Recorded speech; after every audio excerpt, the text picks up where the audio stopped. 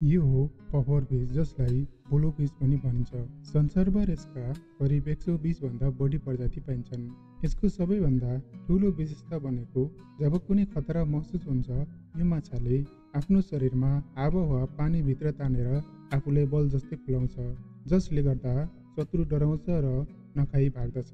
तर यति मात्रै यसको विशेषता होइन, यसको शरीरमा टेट्रोडोटोक्सिन नामको एकदमै विषालु तत्त्व हुन्छ।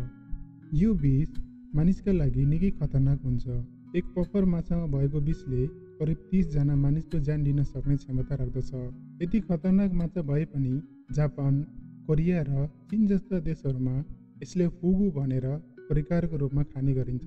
तर यो पकाउने मानिसलाई विशेष अनुमति र तालिम चाहिन्छ, किनभने एक गल्तीले धेरैको ज्यान लिन सक्दछ।